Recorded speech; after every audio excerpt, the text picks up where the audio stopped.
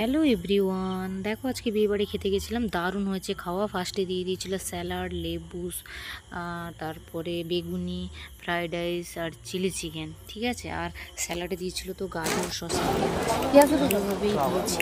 তারপর দেখো খেতে শুরু করে দিয়েছি, আর পাশের টেবিলে মানুষ এসে দেখো একটু করে পুরো ভিডিওটা তোমরা স্কিপ না করে আমি শোরুম থেকে চলে এসেছিলাম বিয়ে বাড়ি যাবো বলে।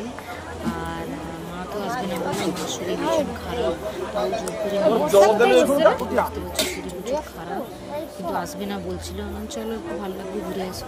তো সেই জন্য পাশেই, বাড়ি থেকে পাশের পাড়াতে, যাই হোক সুন্দর খেয়েছি। তোমরা কিন্তু পুরো ভিডিওটা দেখবে কী কী খেয়েছি সেটা তোমরা ভিডিওটা দেখলে বুঝতে পারবে। তো এই যে স্যালাড আর এগুলো দিয়ে গেছিলো, ফ্রাইড রাইস, চিলি চিকেন, এগুলো খাচ্ছি। আর এরপরে পাত খালি করছি, তার সাইডে যা যা ছিল সেগুলো সব খালি করে দিচ্ছি। আমি পাতায় না হলে এলোমেলোভাবে খেতে দিয়ে যায়, বাজেভাবে উপরে উপরে দিয়ে যায় সব। তো এই যে স্যালাড, আর তারপরে দিয়ে গেছে এখানে ঝুরি আলু ভাজা, খেতে না খেতে আবার ঝুরি আলু ভাজা উপর থেকে দিয়ে গেছে।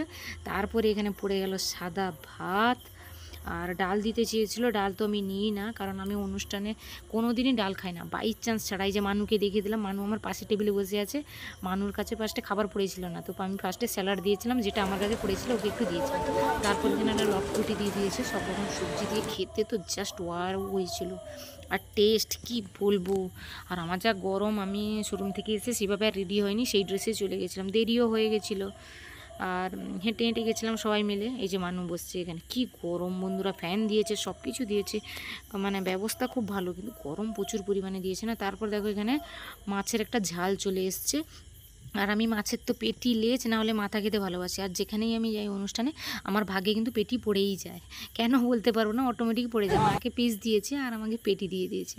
তো যাই হোক মাছটা অল্প করে খেলাম, কারণ এরপরে পড়ছে না হচ্ছে রানী রানী রানী বলবো না রাজা বলবো জানি না, চিকেন কারি। তো মাকে এক পিসই দিয়েছিল, মানে যা উঠেছে খুন্তি দাও না, আর একটু দাও, তো সেই জন্য দিচ্ছে। আর চিকেনের কালারটা সেই হয়েছে, সেই জাস্ট ওয়াও, খেতে লোভ লাগছে না বন্ধুরা, কেউ লোভ ফেলবে না। আর এখন ফেললে তোমরা লোভ, আমার কিছু যায় আসবে না, আমি তো খেয়ে নিয়েছি অনেক আগে। ভিডিও আমি এখন পোস্ট করব, এডিট করছি, তো খেয়ে নিয়েছি দুপুরবেলা, এখন কিছু হবে না, তোমরা লোভ ফেলে দাও, যাই করবে করো। তো সত্যি বলছি বন্ধুরা, খেতে তো দারুণ হয়েছিল, একটা মধ্যবিত্ত ফ্যামিলি খাইয়েছে, কিন্তু দারুণ দারুণ। তো আমার তো ভীষণ ভালো লেগেছে, আমার সাথে যারা গেছিলো সবার খুব ভালো লেগেছে। এবার তরকারিগুলো বেশি ঝালও নাই, খুব টেস্টি হয়েছিল, ঠিক আছে।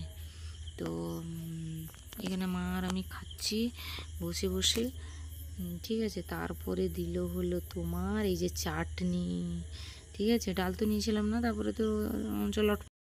তারপরে দেখো এখানে মম্মি আর দিশান, মম্মির মা, তারপরে দিশানের মা, সবাই বসে খাচ্ছে, দেখিয়ে দিলাম এক ঝলক।